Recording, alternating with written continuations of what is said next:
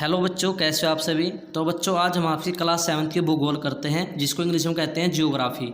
ठीक है, और इसका सेकंड लेसन करते हैं पृथ्वी।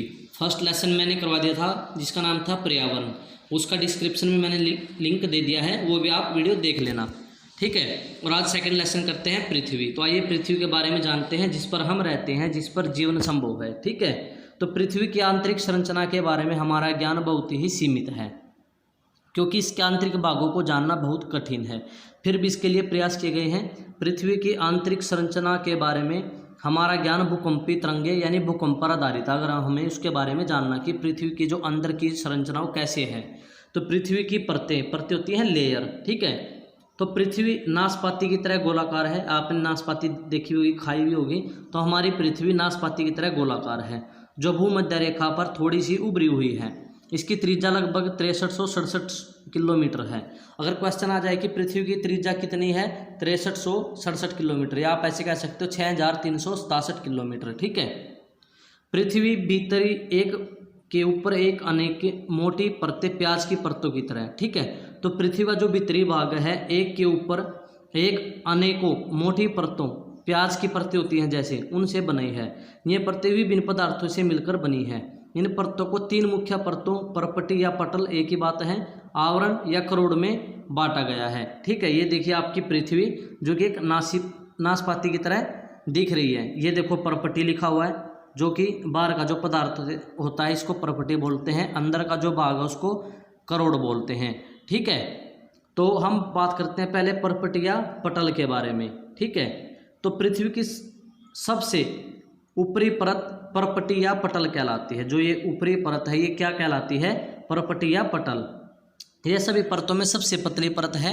इसकी औसत मोटाई 6 से 40 किलोमीटर है। यह महाद्वीपों में मोटी व सागर तलों में पतली है।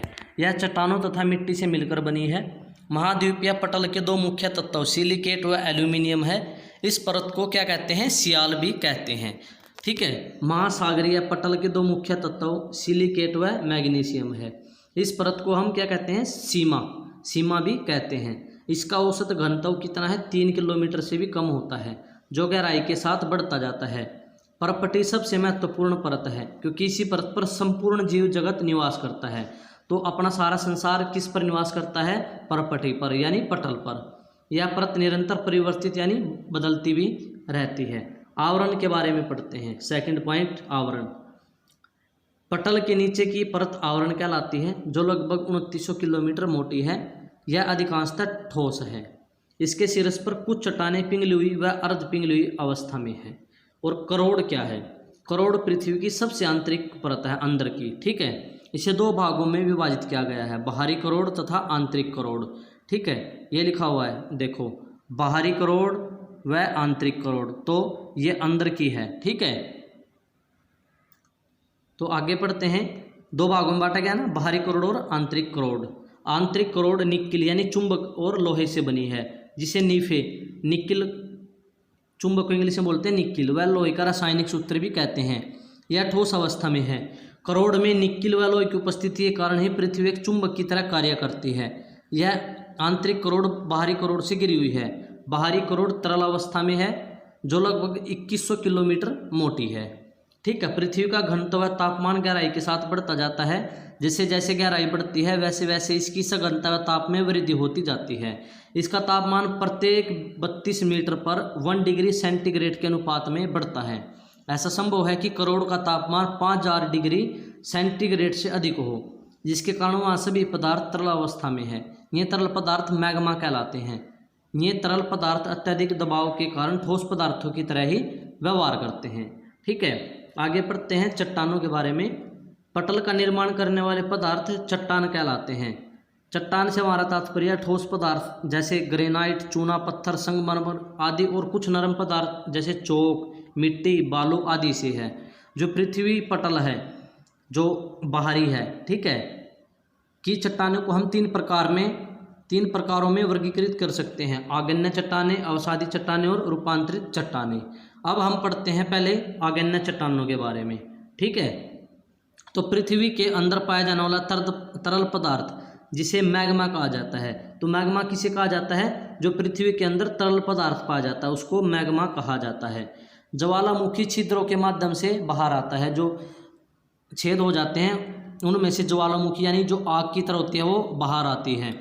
जब मैग्मा पृथ्वी की सतह पर आता है तब यह लावा बन जाता है। ठीक है, तो अगर आपको ज्वालामुखी देखनी है तो आप यूट्यूब पर सर्च कर सकते हो ज्वालामुखी, जो बिल्कुल आग की तरह होती है, बुरी तरह से उसका लावा बाहर निकल कर आता है। ठीक है, जब यह पृथ्वी के अंदर होता है तो यह अत्यधिक गर्म होता है, लेकिन जब यह पृथ्वी की सतह पर आता है तो यह शीघ्र ही ठंडा होकर ठोस चट्टानों में परिवर्तित हो जाता है। वे चट्टानें जो पृथ्वी की सतह पर आ जाती हैं बहिर्वेदी चट्टानें कहलाती हैं, जैसे बेसाल्ट।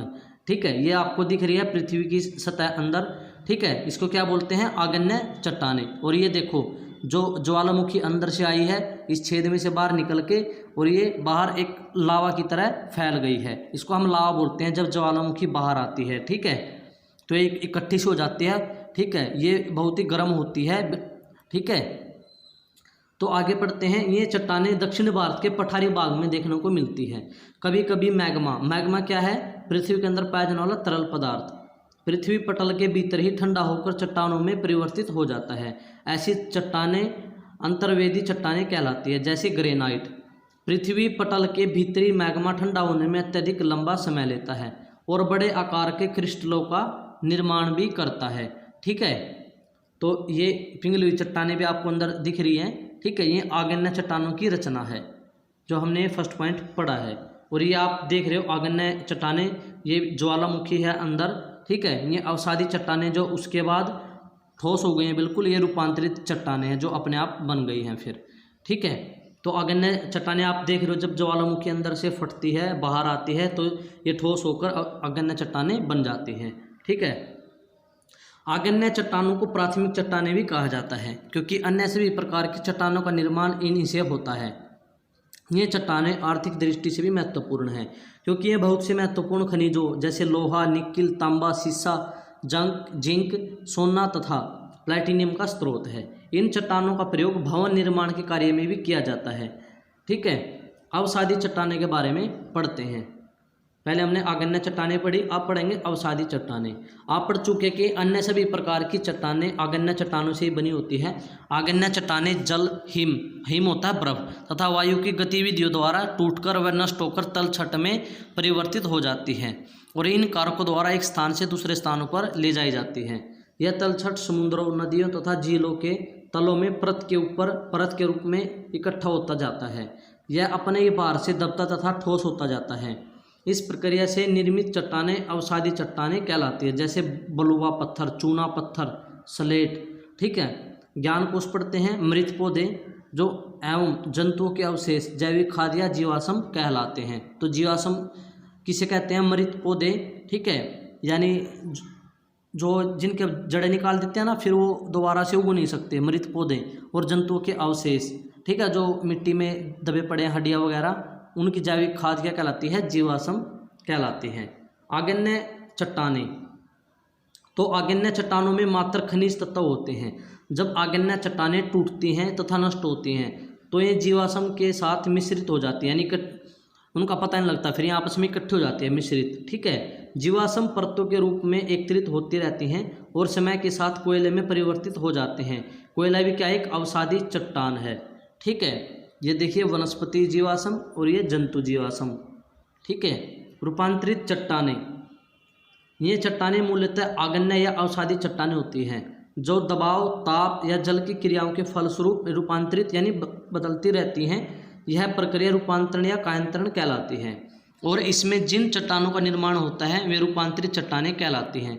इस प्रक्रिया में छोटे छोटे क्रिस्टल एक साथ संगठित होकर विशाल क्रिस्टलों का निर्माण करते हैं। इसी तरह विभिन्न प्रकार के खनिज व पदार्थ भी आपस में संगठित होकर नए खनिजों व पदार्थों का निर्माण करते हैं। इस प्रकार यह प्रक्रिया मिट्टी को स्लेट में, चूना पत्थर को संगमरमर में, संगमरमर का भी एक पत्थर ही होता है, कोयले को ग्रेफाइट में, ग्रेफाइट आपने देखा जो आपकी पेंसिल होती है उसके अंदर जो सिक्का होता है पेंसिल के अंदर वो ग्रेफाइट का बना होता है, में, तथा ग्रेनाइट को सेल में परिवर्तित करती है। यह एक लंबी प्रक्रिया है जो पूरा होने में 100 से 1000 वर्षों तक का समय लेती है। क्या चट्टान निर्माण की प्रक्रिया में किसी प्रकार से प्रभावित करती है? हाँ, करती है। ठीक है ना, क्योंकि अलग अलग तरह से चट्टानें बनती है, कोई अवसादी चट्टानें, कोई आग्नेय चट्टानें। ठीक है, चट्टान चक्कर क्या है? अब हम पढ़ते हैं महत्वपूर्ण जानकारी कि चट्टान चक्कर क्या है। आपने देखा होगा कि पुरानी चट्टानें हैं जो नई चट्टानों में परिवर्तित हो जाती हैं, ठीक है, यानी जो पत्थर होते हैं उनको ये चट्टानें बोल रहे हैं, ठीक है। एक मंद तथा निरंतर प्रक्रिया है। मैग्मा पृथ्वी के अंदर पाया जाने वाला तरल पदार्थ, एक तरल चट्टानी पदार्थ है जो पृथ्वी की सतह के ऊपर या अंदर ठंडा होकर या कठोर होकर ठोस आग्नेय चट्टानों में परिवर्तित हो जाता है। आग्नेय चट्टानें जल या वायु की क्रियाओं के फलस्वरूप छोटे छोटे कणों में टूट जाती हैं और अन्य स्थानों पर स्थानांतरित कर दी जाती हैं, जहां वे अवसादी चट्टानों का निर्माण करती हैं। आग्नेय व अवसादी चट्टानें अत्यधिक दबाव व ताप के प्रभाव से रूपांतरित चट्टानों में परिवर्तित हो जाती हैं। ये चट्टानें असीम ताप यानी सबसे ज़्यादा टेम्परेचर व दबाव के कारण पिघलती है और इस प्रकार मैग्मा का निर्माण होता है, यानी तरल पदार्थ के रूप में। इस तरह चट्टान चक्कर पुनः आरंभ हो जाता है, ठीक है। खनिज इसके बारे में पढ़ते हैं। अब चट्टानें बहुत कठोर जैसे ग्रेनाइट या संगमरमर और बहुत नरम जैसे रेत या कंकड़ हो सकती हैं। इन चट्टानों के गुण उन पदार्थों पर निर्भर करते हैं जिनसे बनी है। ये पदार्थ खनिज कहलाते हैं। एक चट्टान में एक या एक से अधिक खनिज हो सकते हैं। खनिज किसी चट्टान में रासायनिक संरचना द्वारा पहचाने जाते हैं। हम खनिजों से धातु या रसायन प्राप्त करते हैं। एक खनिज में 2 या 3 साधारण पदार्थ पाए जाते हैं जिन्हें क्या कहते हैं? हम तत्व कहते हैं। वे चट्टानें जिनमें बहुत अधिक मात्रा में खनिज पाए जाते हैं उन्हें अयस्क कहते हैं, ठीक है। ऐसी चट्टानों से खनिज प्राप्त करने के लिए खानें भी जो बड़ी बड़ी खान हैं वो खोदी जाती हैं, ठीक है। तो आगे पढ़ते हैं। खनिजों का आर्थिक मूल्य बहुत अधिक होता है, ठीक है। तो जो खनिजों का आर्थिक मूल्य है वो बहुत ही अधिक होता है। इनके महत्व का पता हम इस तथ्य से लगा सकते हैं कि जो मानव इतिहास के विभिन्न कालों जैसे लोहा युग, ताम्र युग, कांस्य युग के नाम खनिजों के नाम पर ही पड़े हैं। हम खनिजों को 2 प्रकार के भागों में बांट सकते हैं, धात्विक खनिज, अधात्विक खनिज। धात्विक खनिज क्या होते हैं? धात्विक खनिज आग्नेय जो चट्टानें तथा रूपांतरित चट्टानों में पाए जाते हैं। धातु को विद्युत तारों व चादरों में सरलता से ढाला जा सकता है, ठीक है। जो धातुएं होती हैं उनको पिघलाकर विद्युत तारें यानी बिजली की तारें व चादरों में सरलता से ढाला जा सकता है। लोहा, सोना, चांदी, शीशा, तांबा, जिंक आदि कुछ महत्वपूर्ण ये सभी क्या है? इनको धातुएं बोलते हैं हम। अधात्विक खनिज क्या है? अधात्विक खनिज मुख्यतः अवसादी चट्टानों से संबंधित हैं, जैसे मिट्टी, सल्फर, कोयला, पेट्रोलियम, खनिज लवण आदि। आधुनिक प्रगति व विकास खनिजों के अभाव में संभव नहीं है, इसलिए हमारे लिए अत्यधिक महत्वपूर्ण है, ठीक है। सियाल, अब हम अच्छी जानकारी पढ़ते हैं इनके बारे में, हर एक वर्ड का आपको पता लग जाएगा, ठीक है। तो सियाल क्या है? सिलिकेट व एल्यूमिनियम। सीमा क्या है? सिलिकेट व मैग्नीशियम। नीफे क्या है? निकिल व लोहे से बना। मैग्मा क्या है? पृथ्वी के भीतर पाया जाने वाला तरल पदार्थ। चट्टान क्या है? वह तत्व जो पृथ्वी पटल की रचना करते हैं यानी बाहर की तरफ की, ठीक है। लावा क्या है? मैग्मा जो तरल पदार्थ होता है जो पृथ्वी की सतह पर आकर ठंडा हो जाता है उसे बोलते हैं लावा। जब अंदर से गर्म होकर निकलता है तो बाहर होकर क्या हो जाता है? और ठंडा हो जाता है, इसे क्या बोलते हैं? लावा, ठीक है। और ये आपके क्वेश्चन रहे, ये आपको करने हैं।